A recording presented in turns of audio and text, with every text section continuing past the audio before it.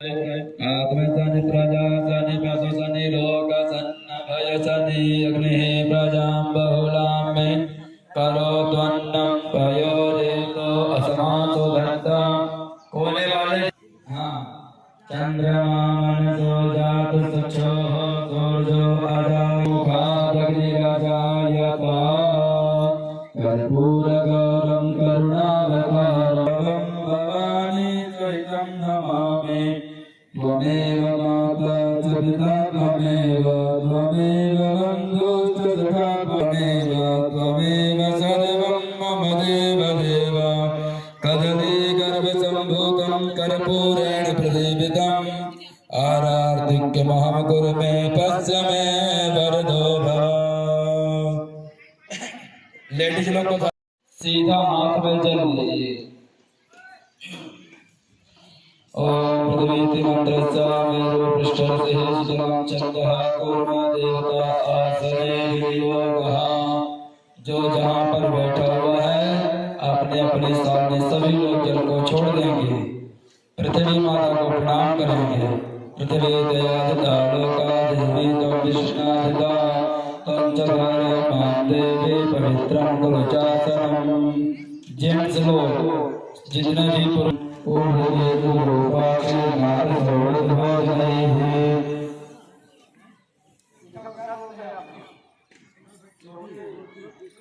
जितने जेंट्स लोग अपने अपनी छोटी को स्पर्श करेंगे।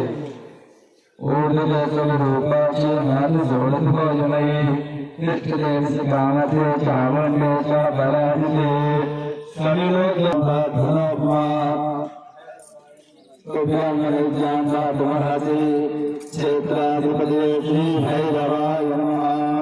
सभी लोग हाथ में चावल फोड़ लीजिए, गौरी गणेश जी का ध्यान कीजिए। ओम माधव शांति रंतर छगन शांति पृथ्वी शांति शांति रोकदया शांति वनपदया शांति विश्वे देवा शांति ब्रह्म शांति सर्वगुण शांति शांति रेव शांति सामा शांति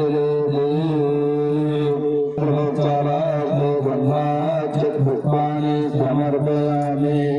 अपने जो अग्नि प्रज्वलित है उस पात्र में सभी लोग हल्दी लगाइए, लाल चंदन लगाइए, सिंदूर लगाइए। हल्दी चंदन सिंदूर लगाना है।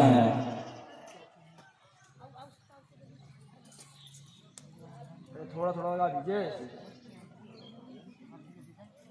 लाल चंदन पे लगाइए गीला वाला। जो लाल चंदन है गीला वाला पहले उसको लगाइए।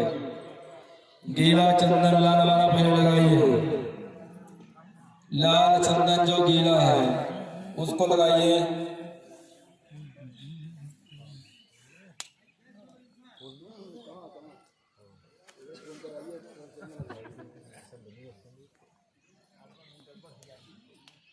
अपने अपने सामने सभी लोग हवन सामग्री रखे हुए हैं।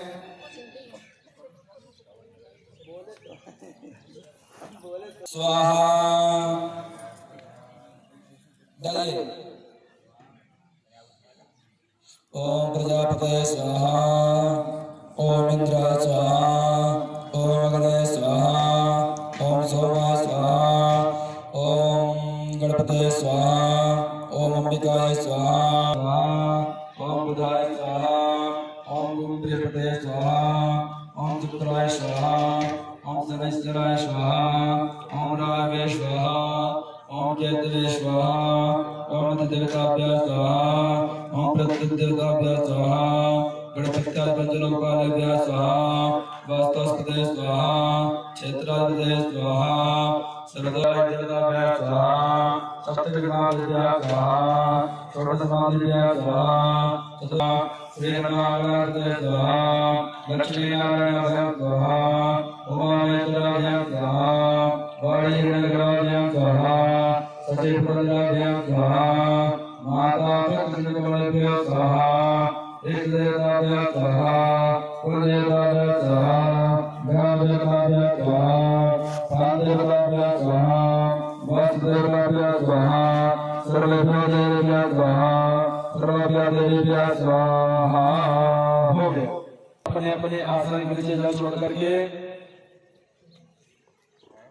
उठिए।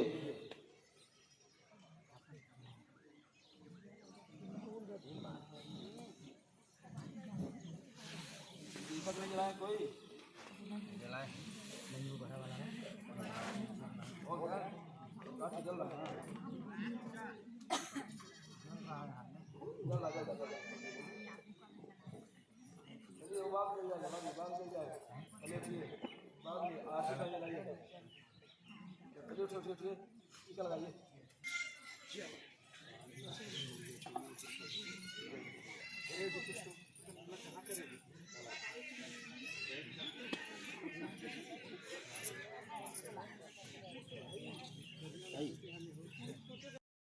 भजन सब लोग गाएंगे।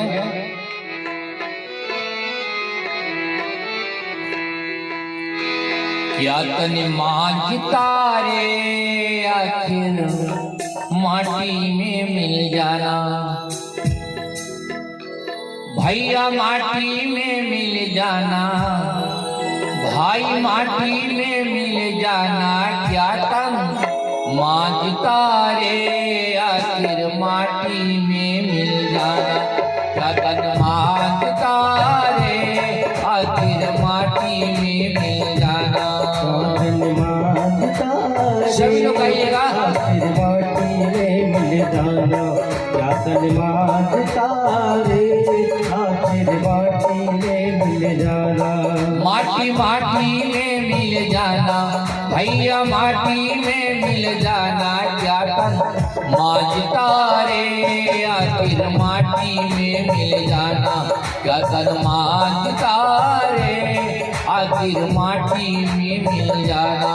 माटी माटी में मिल जाना, माटी माटी में मिल जाना। क्या तन मांझ तारे आखिर माटी में मिल जाना। राधे मांझ तारे आखिर माटी में मिल जाना। हरिओम।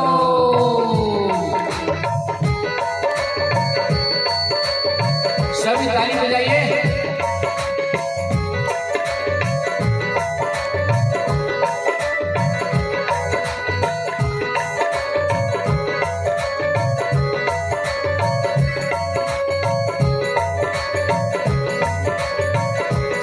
राधे राधे।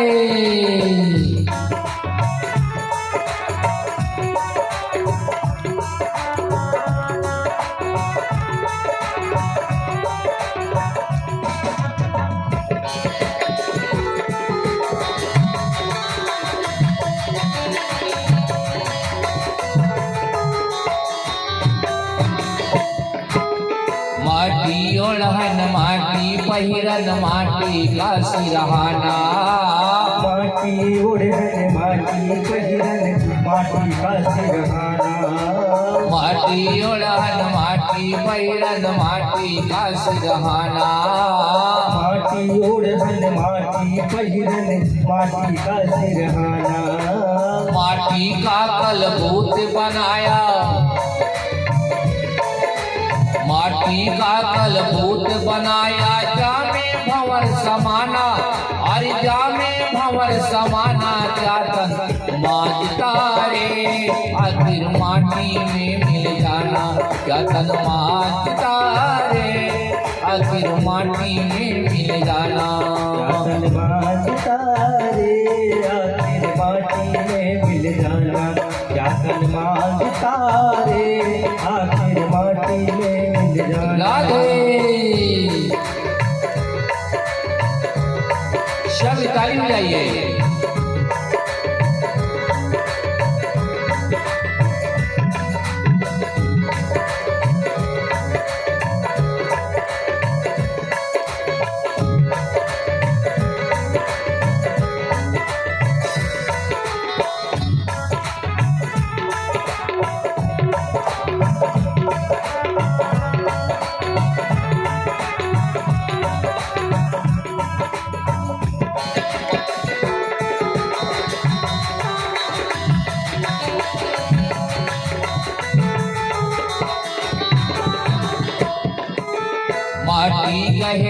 कुम्हार से तो क्या रोए मोही। माटी कहे कुम्हार से तो क्या रोए मोही।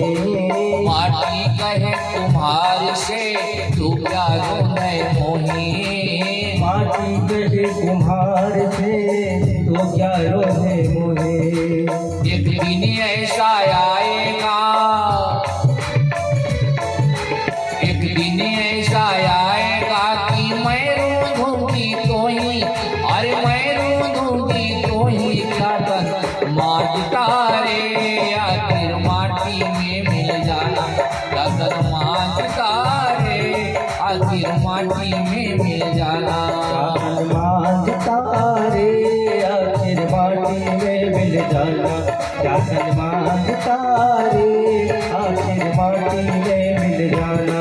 माटी माटी में मिल जाना भैया, माटी में मिल जाना क्या कर मांझता रे, आखिर माटी में मिल जाना क्या कर मांझता रे, आखिर माटी में मिल जाना। माटी माटी में मिल जाना। माटी माटी में मिल जाना। जाकर मांझता रे आखिर माटी में जाकर मांझता रे आखिर माटी में मिल जाना। ताली बजाइए स्वामी।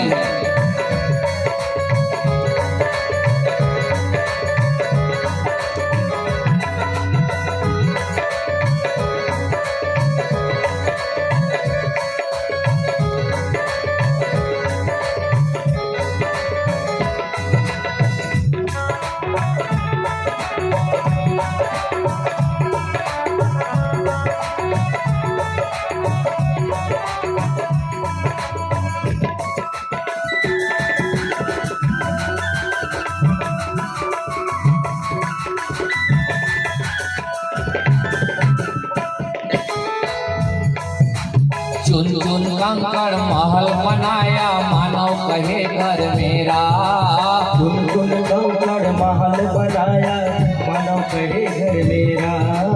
चुन चुन कंकड़ महल बनाया मानव कहे घर मेरा।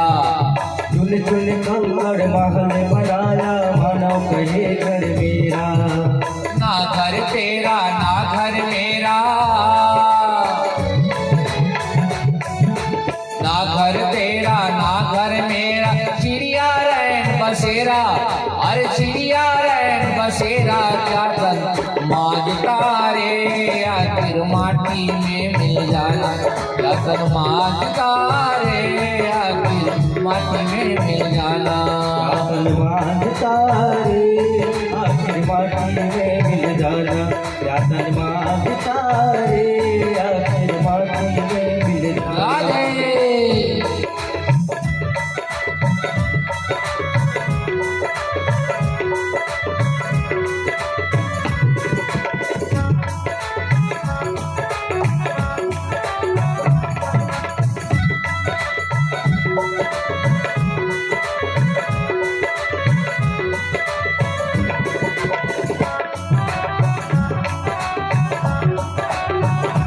हेलो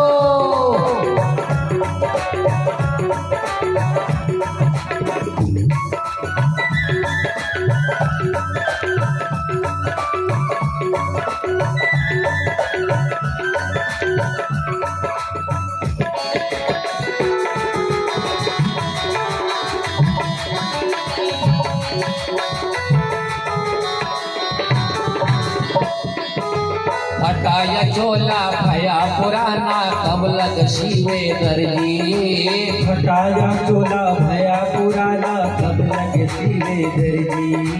हटाया चोला भया पुराना कब लग शिवे दर्जी। हटाया चोला भया पुराना कब लगे सीवे दर्जी।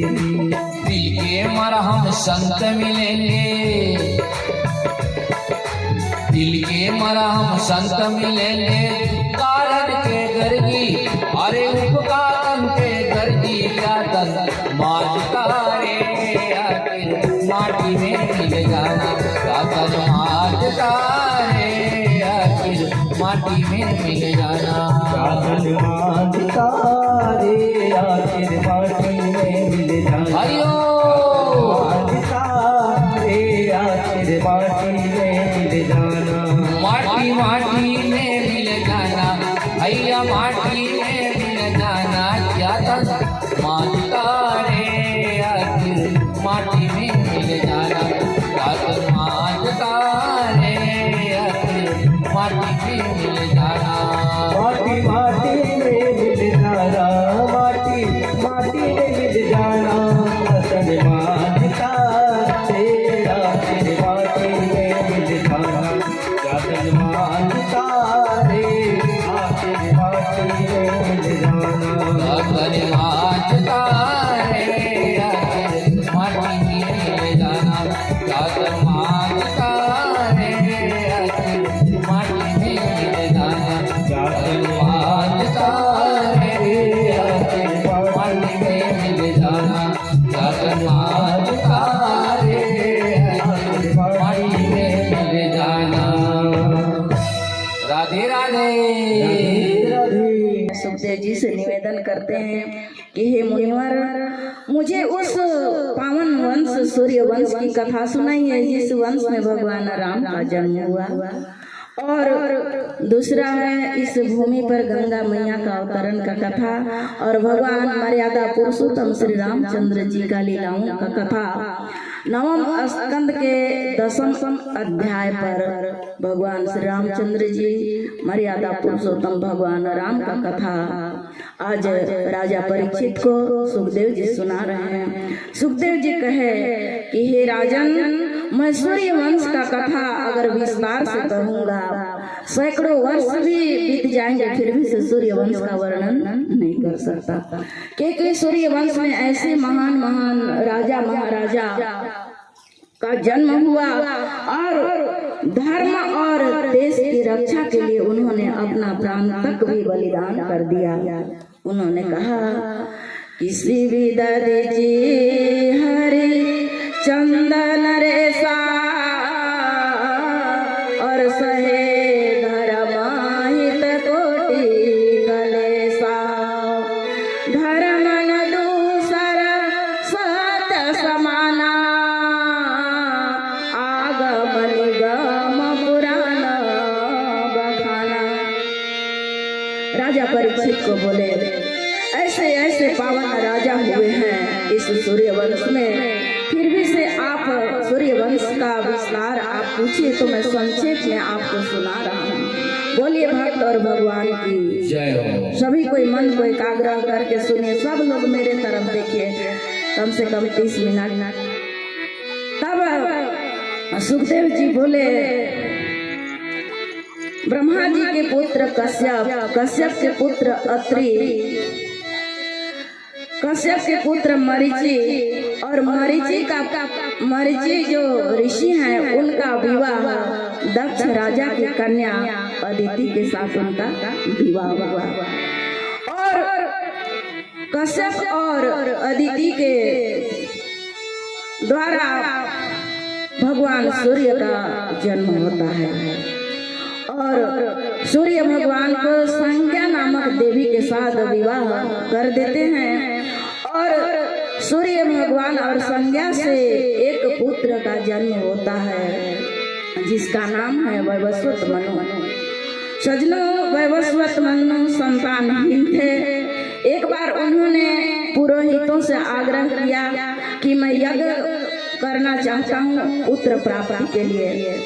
तब वहाँ पर सुंदर पुरोहित वहाँ आ जाते हैं, और वैवस्वत मनु अपने पत्नी श्रद्धा के साथ वह यज्ञ करने लगते हैं, परंतु राजा वैवस्वत मनु को पुत्र की इच्छा थी और उनकी पत्नी श्रद्धा देवी को पुत्री की इच्छा थी, और वह उनकी जो पत्नी थी, जो यज्ञ करता थे, जो पुरोहित थे, उनके कानों में जाकर बोल दी कि हे महात्मा गण कि मेरे को तो पुत्री चाहिए, इसलिए पुत्री का संकल्प करके आप यज्ञ को सफल करें। सजनों, समय बीता, यज्ञ संपन्न हुआ, और उसी यज्ञ से श्रद्धा के गर्भ से ईला नामक एक कन्या का जन्म होता है। बोलिए भक्त और भगवान की जय। जब वह कन्या जन्म हुआ तो वैवस्वत मनु को बड़ा दुख हुआ, क्योंकि वो तो पुत्र प्राप्त करने के लिए यज्ञ का आयोजन किए थे, परंतु उनके यहाँ पुत्री हो गई। तब वे वशिष्ठ जी के पास जाकर वैवस्वत मनु कहते हैं, हे गुरुदेव, मैंने तो पुत्र प्राप्त करने के लिए इस यज्ञ का अनुष्ठान किया था, परंतु कैसे हो गया, मेरे यहाँ पुत्री हो गई।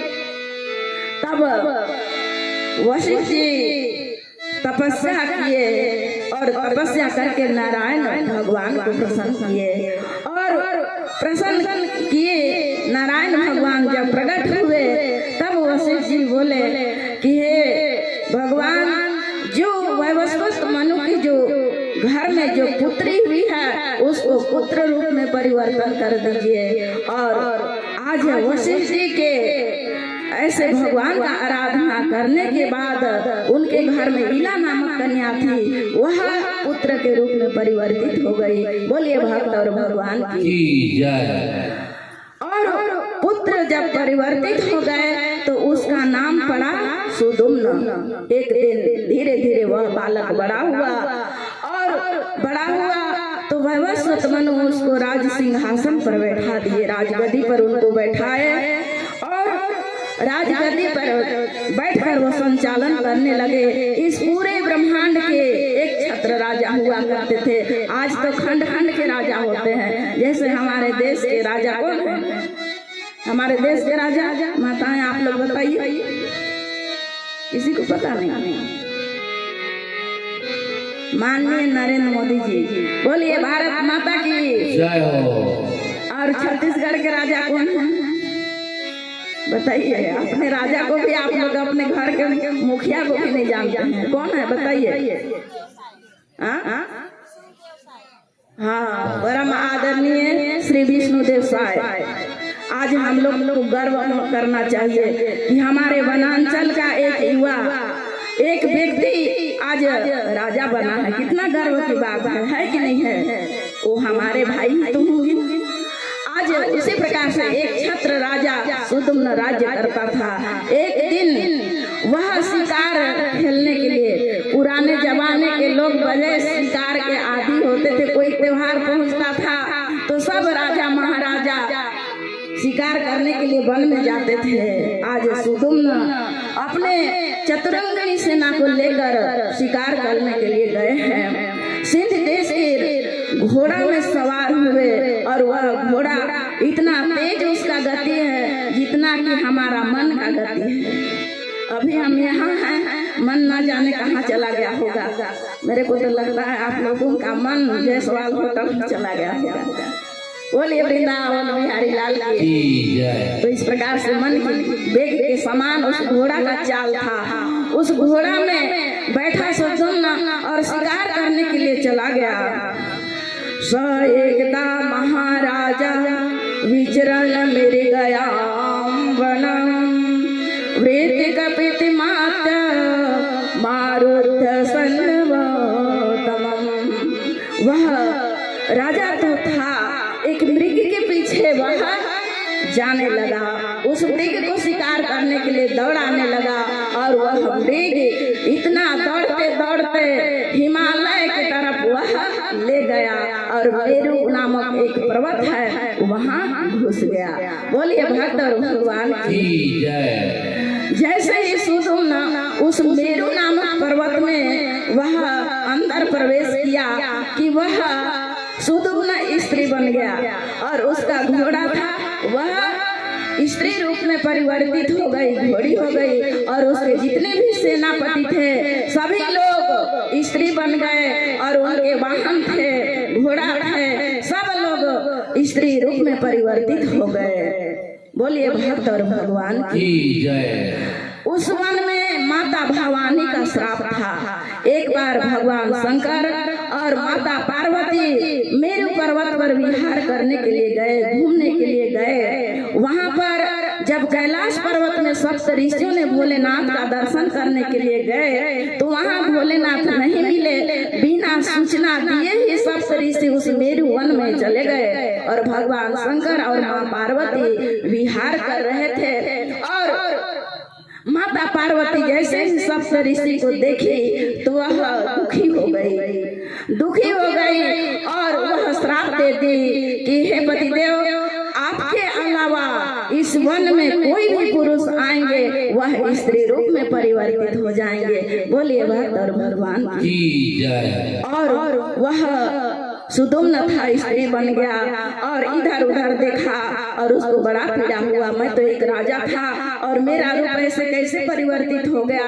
इधर उधर सभी सैनिक को देख रहे हैं, कोई वहाँ पर सेनापति है, ना घोड़ा है ना रथ है, सभी कोई स्त्री रूप दिखाई दे रहे हैं। सुदुम्न को बड़ा चिंता हुआ और धीरे धीरे थोड़ा सा आगे बढ़े तो चंद्रमा के पुत्र बुद्ध का एक आश्रम था, बुद्ध का आश्रम था और वह बुद्ध उस सुदुम्न नामक जो स्त्री थी बन गई थी उसको देखकर मोहित हो गया और वह सुदुम्न स्त्री रूप में थी। वह भी देखकर वह बुद्ध को उससे भी उनके सुंदरता में वह उसका मन भी चलायमान हो गया, मोहित हो गए।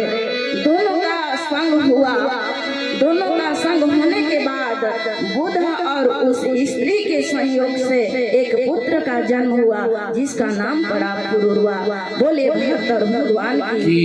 इसी वंश चंद्रवंश आगे बढ़ता है। इसी चंद्रवंश में आगे भगवान श्री कृष्ण का जन्म होता है, प्राकट्य होता है। मैं आप सबों को तो सूर्यवंश की कथा सुना रही हूँ। बोलिए वृंदावन बिहारी लाल की जय। सजनों, जब सुदुम्न आए उस स्त्री रूप धारण करके तो बड़ा अपने आप को खीन मानने लगे, दुखी होने लगे। गुरु के चरणों में गए और गुरुजी से निवेदन करे कि हे गुरुदेव, मेरा ऐसा स्थिति हो गया, मुझे बड़ा ग्लानि हो रहा है। गुरुदेव ने उन पर कृपा बरसाई और वे कहे कि हे पुत्र, जा, तू एक माह स्त्री रहेगी और एक माह पुरुष रहेगी। सजनों, गुरु के समान तो इस दुनिया में कोई होता ही नहीं। इसीलिए संत महात्मा कहते हैं, गुरु समान दाता नहीं, गुरु समान दाता नहीं, याचक शीश समान, तीन लोक की संपदा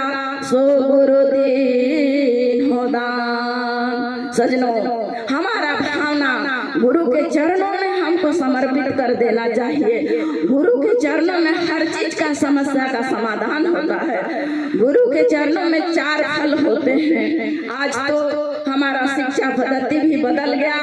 आज गुरु के चरणों में प्रणाम करने से हमारे अंदर, हमारे मस्तक में ऐसा तेज आ जाता है क्योंकि गुरु के चरणों में ऐसा रज रहता है। वह रज पड़ते ही हमारे चेहरा में वह साफ कर देता है। जिस प्रकार से हमारा वस्त्र गंदा हो जाता है तो हम साबुन का उपयोग करते हैं, निरमा पाउडर का उपयोग करते हैं और उससे वस्त्र धोते हैं, इस शरीर को साफ करते हैं, परंतु हमारा जो चेहरा है, हमारा हृदय है, वह गुरु के चरण रज से वह धुल जाता है। आज तो बच्चे विद्यालय में पढ़ने भी जाते हैं तो गुरु के चरणों में तो प्रणाम ही नहीं करते हैं, प्रणाम सर कहते हैं, सर को प्रणाम करते हैं कि नहीं करते हैं। सजनों, इस दुनिया में 3 गुरु होते हैं। पहला गुरु माता पिता, दूसरा गुरु जो अक्षर का ज्ञान देते हैं, जो विद्यालय में होते हैं, वो हमारे दूसरा गुरु हैं, और तीसरा गुरु जो हमें गुरु मंत्र देते हैं, गुरु दीक्षा देते हैं। इस प्रकार से 3 गुरु इस दुनिया में है। आज बच्चे सर को प्रणाम करते हैं, सर को, गुरुजी को गुरुजी नहीं बोलते हैं, गुरुजी को सर कहते हैं। सर माने क्या होता है बताइए? सर माने क्या होता है? सिर तो होता है ना। गुरुजी हमारे सिर है क्या? सिर है। गुरु के चरणों में तो 4 फल होता है। आइए, कैसे 4 फल होता है? तुलसीदास जी ने श्री हनुमान चालीसा का जब प्रारंभ किया तब गुरु का वंदना किया है। श्री गुरु चरण सरोज रज, निज मन मुकुर सुधारे, बरनउँ रघुबर विमल जसु, जो दायक फल 4 फल है गुरु के चरणों में। क्या क्या चार फल है, अर्थ, धर्म, काम और मोक्ष। हमको क्या चाहिए? चार ही तो चीज चाहिए ना। इस जीवन में क्या चाहिए? चार ही वस्तु चाहिए। आज बच्चे सर को प्रणाम करते हैं, गुरु जी को चरणों को प्रणाम करना चाहिए। गुरु जी को गुरु जी कहने में शर्म आता है, सर कहते हैं। कैसे हमको ज्ञान होगा? कैसे हमको आज इसीलिए बच्चे पढ़ाई लिखाई उनका कमजोर होता जा रहा है, क्योंकि जो गुरु जी उनको शिक्षा देते हैं उनके प्रति उसका समर्पण ऐसा भाव ही नहीं है। प्रणाम करने में उसको शर्म लगता है। पर जब तक गुरु के चरणों में अपना बच्चों का सिर उनके चरण रज का स्पर्श नहीं करेगा, तब तक वह बालक शिक्षा धारण नहीं कर सकता है, उसका शिक्षा कमजोर रहेगा। जो बच्चे पढ़ने में कमजोर है उसको हनुमान चालीसा का पाठ करना चाहिए, क्योंकि गोस्वामी तुलसीदास जी कहते हैं, बुद्धिहीन तनु जान के सुमिरो पवन कुमार, बल बुद्धि विद्या देहु मोहि और हरहु कलेश विकार। हनुमान चालीसा को तो सब कुछ सुने हैं, जानते भी हैं, लेकिन उसको मानते नहीं हैं। इसलिए जो बच्चे कमजोर हैं पढ़ाई में, वे हनुमान चालीसा का पाठ करके स्नान करें और हनुमान चालीसा का पाठ करें। मात्र 5 मिनट लगता है। 5 मिनट हनुमान चालीसा का पाठ करें, माता पिता को प्रणाम करें, क्योंकि माता पिता के चरणों में चारों धाम होता है। माता पिता के चरणों में चारों धाम है, आजा आजा यही मुक्ति का धाम है। सजनों, तीर्थ जाने का कोई जरूरत नहीं। 7 बार माता पिता को परिक्रमा कर लीजिए और प्रणाम करके आप विद्यालय जाए। क्यों आप कमजोर रहेंगे? आप अवश्य आपको बुद्धि मिलेगा, और गुरु जो आपको शिक्षक है वह आपको शिक्षा देते हैं, उसको श्रद्धा के साथ, प्रेम के साथ अपना उनका जो गुरु के चरणों में जो चरण रज होता है वह चरण रज आपके माथे में लगना चाहिए। तब आपका जो अज्ञान है, गुरु किसे कहा जाता है? गु माने अंधकार होता है, रु माने प्रकाश होता है। गुरु अंधकार से प्रकाश की ओर ले जाते हैं, तो हमारी भावना ऐसी होना चाहिए। बोलिए वृंदावन बिहारी लाल की। इस प्रकार से सूर्यवंश में एक से एक महान प्रतापी राजा हुए, और इसी वंश में आगे चल के राजा सगर हुए। राजा सगर के 2 पत्नी थे। एक पत्नी का नाम केसनी था, दूसरी पत्नी का नाम सुमति था। सुमति के 60,000 पुत्र हुए। केसनी के एक पुत्र थे जिसका नाम था असमंजस। राजा सगर एक बार अश्वमेध यज्ञ कर रहे थे, और उस यज्ञ में दिग्विजय के लिए उन्होंने घोड़े को छोड़ा, और उस घोड़ा को इंद्र चुरा कर ले गया, और गंगा सागर के तट में कपिल मुनि का आश्रम था, वहाँ ले जाकर बांध दिया। बोलिए भक्त भगवान की। अब इधर यज्ञ चल रहा है और घोड़ा वापस नहीं आया। राजा सगर को बड़ा चिंता हुआ। राजा सगर के 60,000 पुत्र उस यज्ञ उस घोड़े को खोजने के लिए निकल पड़े। इस धरती को इतना खुदाई किए और खोदते गए, और 7 द्वीप बन गया। बोलिए भक्त और भगवान की। और इसी 7 द्वीप में से हमारा इस धरती का मानचित्र तैयार होता है। आज तो लोग कहते हैं कि भागवत कथा क्यों सुने? भागवत कथा में क्या चीज रखा हुआ है? सजनों, भागवत कथा में सब चीज है। आपको क्या चाहिए वो बोलिए, सब कुछ आपको इसमें प्राप्त हो जाएगा। और जैसे ही राजा सगर के 60,000 पुत्र खोदते खोदते जमीन को, और बहुत सागर बन गया, और जाते जाते गंगा सागर के तट में पहुंचे। कपिल मुनि ध्यान कर रहे थे, और उनके आश्रम में घोड़ा बंधा हुआ था, और राजा सगर के पुत्र अभिमानी थे राजा, और वह पुत्रों ने वह कपिल मुनि का अपमान किया और उसको उल्टा सीधा गाली देने लगे, ढोंगी कहने लगे। उन्होंने कपिल मुनि ने अपना नेत्र को खोले, तो जैसे ही वो नेत्र खुले उसी समय वे 60,000 पुत्र वहीं पर जलकर भस्म हो गए। बोलिए वृंदावन बिहारी लाल की। अब इधर 60,000 सगर के जलकर भस्म हो गए। असमंजस अब शेष रह गए।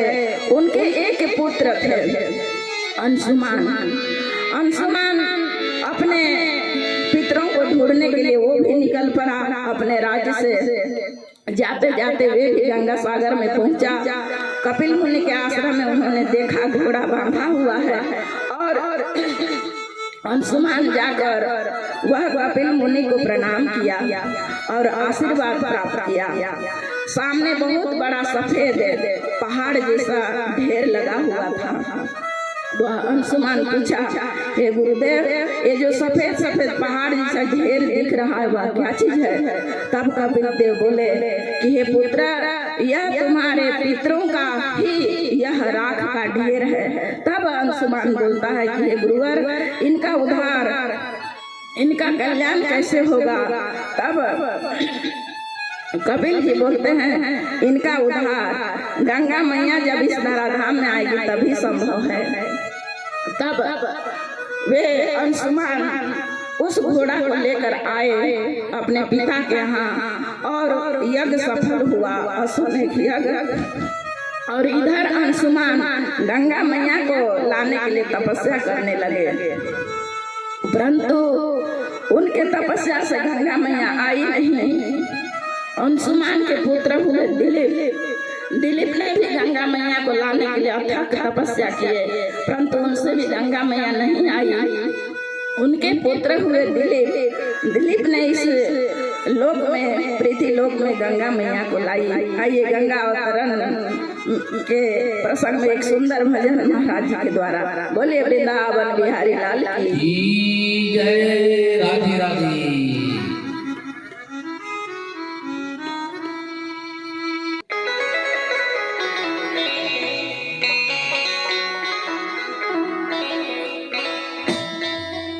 और भागीरथी के तप के कारण,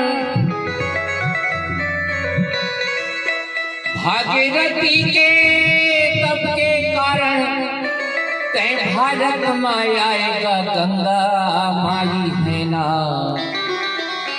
ये गंगा माई है ना। आके विराजो मैया, आके विराजो गंगा माई है ना, गंगा माई है, गंगा माई है ना।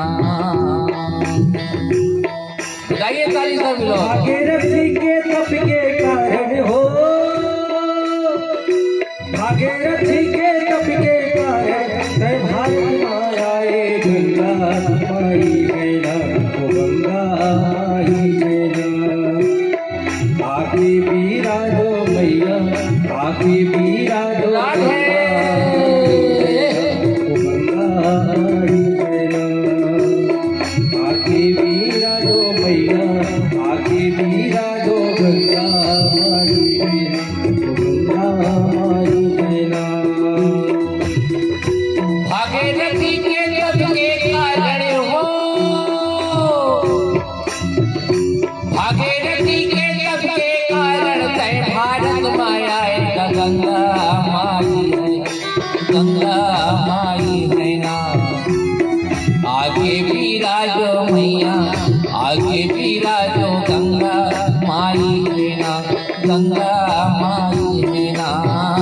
भागीरथी के तप के कारण हो, भागीरथी के तप के कारण तय भारत माया गंगा माई है ना। हरिओ आके विराजो मैया, सभी बताइए ताली। गंगा माई है ना, गंगा माई है ना। जय हो माता।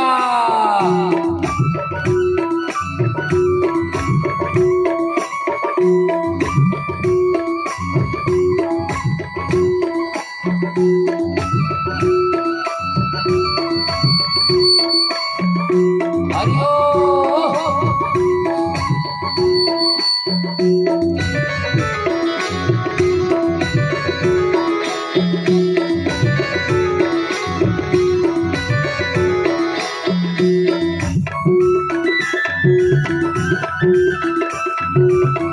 साधु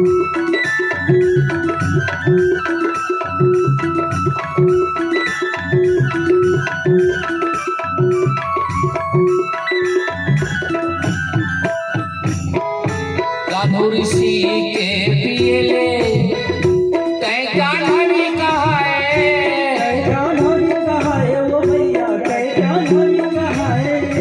साधु ऋषि के पियले तै जाह्नवी कहाए, कै जाह्नवी कहाए वो भैया कै जाह्नवी कहाए। राजा शंकर तारे बन तै भारत में आया है, कै भारत में आए वो भैया कै भारत में आए। ओ भागीरथी के तप के कारण तै भारत में आएगा। गंगा माई है, गंगा माई है ना। आगे विराजो मैया, आगे विराजो गंगा माई है, गंगा माई है ना। आगे विराजो भैया आगे विराजो गंगा माई है ना, गंगा माई है ना। आगे विराजो मैया, आगे विराजो मैया, आगे विराजो गंगा माई है ना, गंगा माई है ना। आगे विराजो भैया आगे विराजो गंगा माई है ना, गंगा माई है ना। आगे विराजो मैया, आगे विराजो गंगा माई है ना, गंगा माई है ना। आगे विराजो भैया आगे विराजो गंगा माई है ना, गंगा माई है ना। जय हो।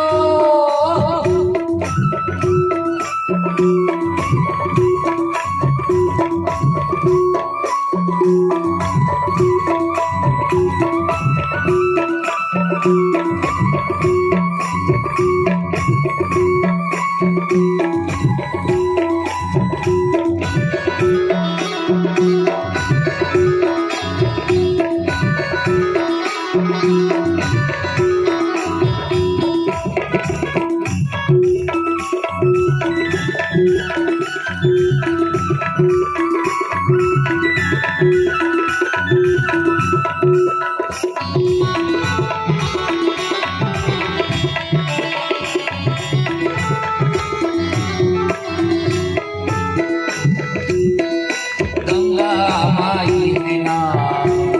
आगे विराजो मैया, आगे विराजो गंगा माई है ना, गंगा माई है ना। आगे विराजो भैया आगे विराजो गंगा माई है ना, गंगा माई है ना। आगे विराजो भैया आगे विराजो गंगा माई है ना, गंगा माई है ना, गंगा माई है ना, गंगा माई है ना।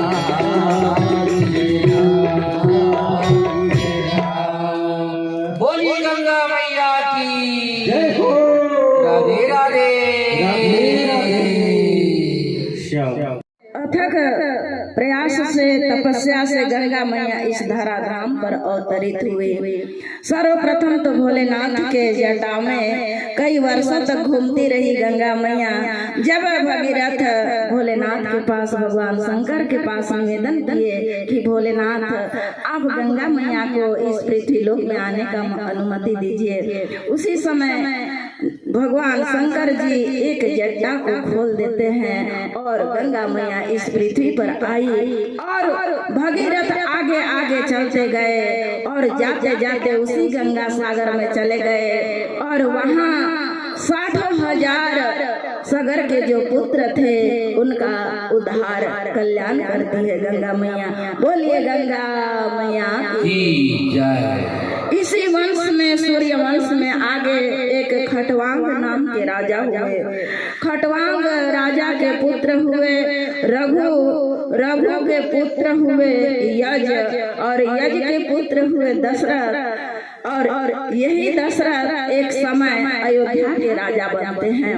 पूर्व जन्म में यही राजा स्वयंभू मनु थे और उनकी पत्नी शत्रुपा थी, उन्होंने पुत्र का प्राप्त करने की इच्छा की थी। उस समय भगवान उनको वचन दिए थे।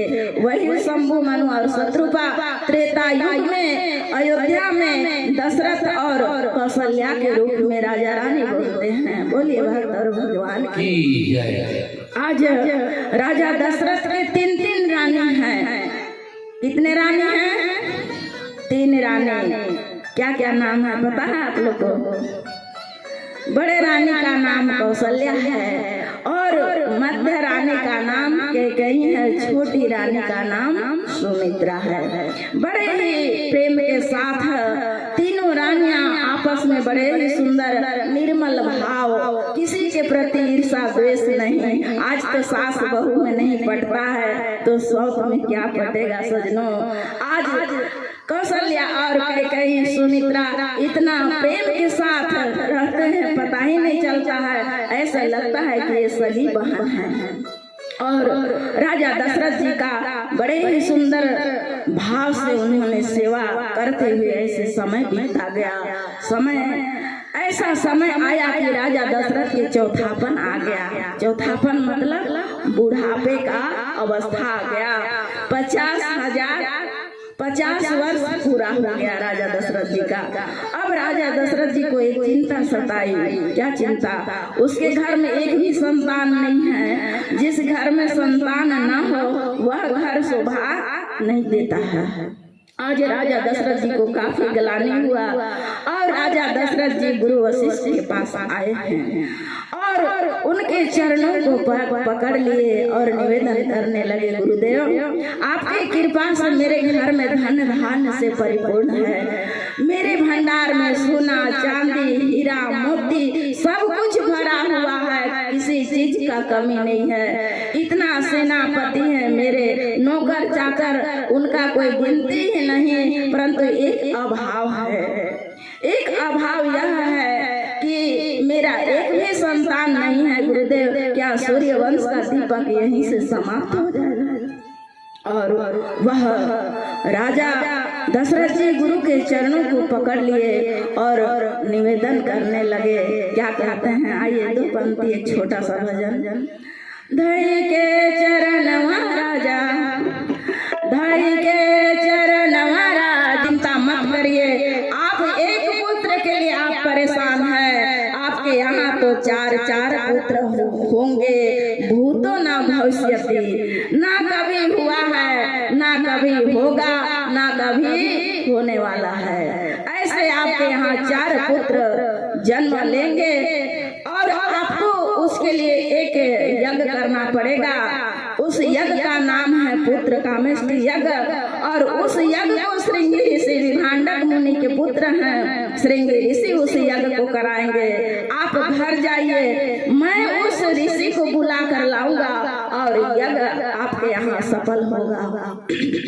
वहां से राजा दशरथ जी अपने राजमहल में आ गए और इधर गुरु वशिष्ठ जी श्रृंगी ऋषि को बुलाने के लिए रोमपाद देश में चले गए और वहां से श्रृंगी ऋषि को बुला कर लाए हैं। और राजा दशरथ के राजमहल के सामने एक सुंदर यज्ञशाला निर्माण किया गया और तीनों रानियों के साथ राजा बड़े ही भाव और प्रेम के साथ आहुति डालने लगे। बोलिए भक्त और भगवान की। जैसे ही आहुति डाल रहे थे उसी समय उस अग्नि कुंड से अग्नि नारायण अग्नि देव प्रकट हुए सोने के पात्र में एक प्रसाद लेकर और उस प्रसाद को वशिष्ठ जी को समझा बुझा कर दे दिए। कहे कि हे वशिष्ठ जी, इस प्रसाद को आप राजा दशरथ को दे दीजिएगा और इस प्रसाद का बंटवारा बड़े ही सावधानी पूर्वक करेंगे। बराबर भाग मिलना चाहिए तीनों रानियों को, थोड़ा भी कम नहीं। और ऐसा कह के अग्निदेव अंतर ध्यान हो गए और वशिष्ठ जी उस प्रसाद को लिए और राजा दशरथ जी को दे गए। और राजा दशरथ अपने महल में गए और तीनों रानियों को उस प्रसाद को बांट कर खिला दिए। बोलिए भक्त और भगवान की। और इस प्रकार से प्रसाद प्राप्त करने के बाद धीरे धीरे तीनों माता कौशल्या कैकेयी और सुमित्रा गर्भवती हो गई और समय ऐसा वातावरण हो गया। 3 प्रकार के पवन चल रहे हैं, शीतल मंद और सुगंध, और सरयू मैया दूध का धारा प्रवाहित कर रही हैं। और समय वह दिन आया, चैत्र महीना का नौमी तिथि शुक्ल पक्ष ठीक 12 बजे के दिन इस धराधाम में मैया कौशल्या के राजमहल में भगवान राम का प्राकट्य होता है। बोलिए भक्त और भगवान की। जब भगवान कौशल्या मैया के उस राजमहल में प्रकट हुए तो चतुर्भुज रूप में प्रकट हुए, और कौशल्या माँ कहती हैं कि हे परमात्मा, आपको तो मैं पुत्र रूप में आपको बुलाई थी, लेकिन आप तो जगत पिता हैं और पिता बनकर आए हैं। तो भगवान कहते हैं कि माता तो बताओ मैं क्या करूं। तब कौशल्या माँ कहती है कि हे भगवान, जब बच्चे इस धराधाम में जन्म लेते हैं तो छोटा सा शिशु का रूप धारण करते हैं, और वो जैसे ही उनका जन्म होता है वह रुदन करने लगता है, रोने लगता है। इसलिए आपका जो चतुर्भुज रूप है उसको आप इसको अंतर ध्यान कर दीजिए और छोटा सा शिशु बन जाइए और रुदन करिए। जैसे ही माता का आदेश हुआ, भगवान चतुर्भुज को अंतर ध्यान कर दिए और छोटा सा शिशु बन गए और जोर जोर से रोने लगे। और रोने लगे तो दास दासियों ने सुना कि कौशल्या माँ के राजमहल में बच्चे का रोने का आवाज आ रहा है। एक दासी दौड़ते दौड़ते जाती है, राजा दशरथ को सूचना देती हैं, राजन बधाई हो, बधाई हो, आपके यहाँ आज कौशल्या मैया ने एक लाला को जन्म दी है। और इस समाचार को सुनकर आज राजा दशरथ परमानंद में डूब गए। और इस प्रकार से बहुत सारा हीरा मोती सोना चांदी जिसको जो चीज आवश्यकता था उसके रुचि के अनुसार राजा दशरथ जी ब्राह्मणों को बुलाए और दान दक्षिणा करने लगे। और एक दासी कैकेयी मैया के राजमहल से भी दौड़ते हुए आई और वो भी राजा दशरथ जी को बधाई देने लगी और कहने लगी कि राजा बधाई हो, कैकेयी मैया ने भी एक लाला को जन्म दी है। और दूसरे तीसरे महल से भी सुमित्रा मैया के महल से भी एक दासी दौड़ते दौड़ते आती है और कहती है राजन बधाई हो, सुमित्रा मैया ने 2 लाला को जन्म दी है। आज इस समाचार को सुनकर राजा दशरथ जी का अपना देहभान ही उनको याद नहीं रहा, वो अपना नेत्र को बंद किए और परमानंद में खो गए। बोलिए भक्त और भगवान की। और अयोध्या के सभी नर नारी आज उस राजमहल में जहाँ पर कौशल्या कैकेयी सुमित्रा है उस राजमहल में सुंदर आज बधाई देने के लिए सभी लोग आ रहे हैं और बड़ा ही सुंदर ढंग से आनंद ले रहे हैं। गली गली में खुशियाँ आज हो रही है अयोध्या में। आइए हम सभी कोई भी भगवान के इस प्राकट्य के शुभ अवसर पर महाराज जी के द्वारा एक सुंदर भजन का आनंद लेते हैं। जैसे आगे प्रभु की इच्छा। बोलिए वृंदावन बिहारी लाल की जय। राम लक्ष्मण भरत और शत्रुघ्न का जन्म उत्सव का सुंदर आज कार्यक्रम का सत्संग सुन रहे हैं और चारों भाइयों का जन्म भी हो चुका। आपके सराय टिकरा में चारों भाई आए हैं। शाम को कन्हैया जी बंसी बजाते हुए आए हैं। तो आज बड़ा ही सौभाग्य का पंचम दिवस का जो कार्य है बड़ा ही सुंदर है। आइए, इतना सुंदर अयोध्या नगरी के लोग आनंद दे रहे थे, थोड़ा सा सुनिए भजन के माध्यम से। बोलिए वृंदावन बिहारी लाल की। अरे अवधपुरी के राजमहल मां जन्मे चारो भैया, अवधपुरी के राजमहल मां ये जन्मे चारो भैया, सब नाचे झमाझम ताता थैया भैया। सब तो वहां झूमने लगे, नाचने लगे। आप क्या करते हैं देखिए। श्री राधे जय माता। सब नाचे झमाझम ताता थैया भैया, सब नाचे झमाझम ताता थैया भैया।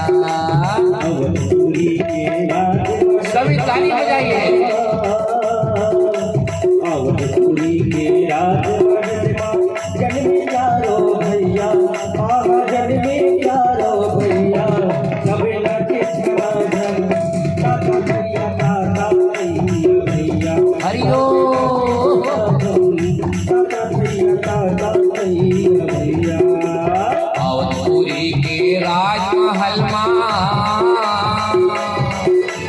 अवधपुरी के राजमहल जन्मे चारो भैया, जन्मे चारो भैया, सब नाचे धमाधम, दादा भैया दादा भैया भैया, सब नाचे धमाधम, दादा भैया दादा भैया भैया।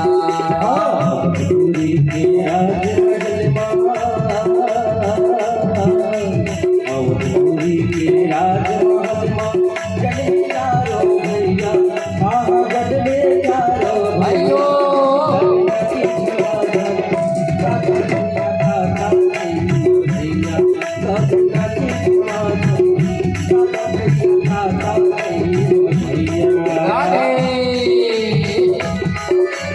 सभी लोग ताली बजाइए।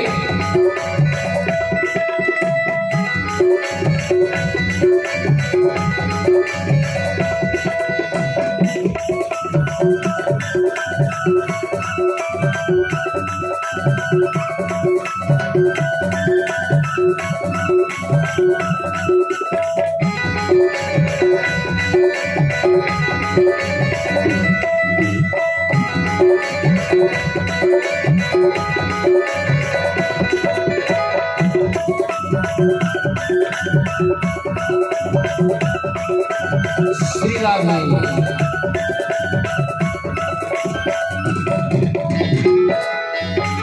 अवधपुरी मायानंद छागे, घर घर बाजे बधाई, घर घर बाजे बधाई भैया, घर घर बाजे बधाई। अवधपुरी मायानंद छागे, घर घर बाजे बधाई, घर घर बाजे बधाई भैया, घर घर बाजे बधाई। सरयू मैया ले वही लोरा, पवन चले पुरवाई, पवन चले पुरवाई भैया, पवन चले पुरवाई। सरयू मैया ले वही लोरा, पवन चले पुरवाई, पवन चले पुरवाई भैया, पवन चले पुरवाई। बिचिया के नाम नाचत हवै हो, बिचिया के नाम नाचत हवै, जग के नाच नचैया, हाय रे जग के नाच नचैया, सब नाचे धमाधम, दादा भैया दादा भैया भैया, सब नाचे धमाधम, दादा भैया दादा भैया भैया। अवधपुरी के राजमहल, अयो जन्मे चारो भैया, जन्मे चारो भैया, हम नाचे जवानम, दादा भैया दादा भैया भैया, हम नाचे जवानम, दादा भैया दादा भैया भैया।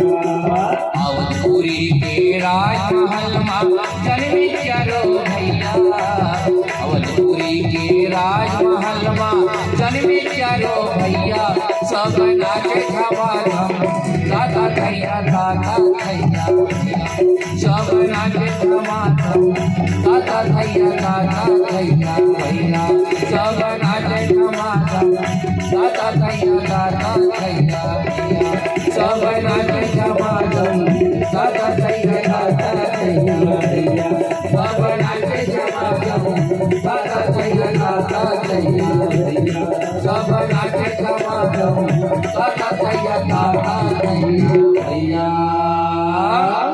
बोलिए वृंदावन बिहारी लाल की, संत दरबार की।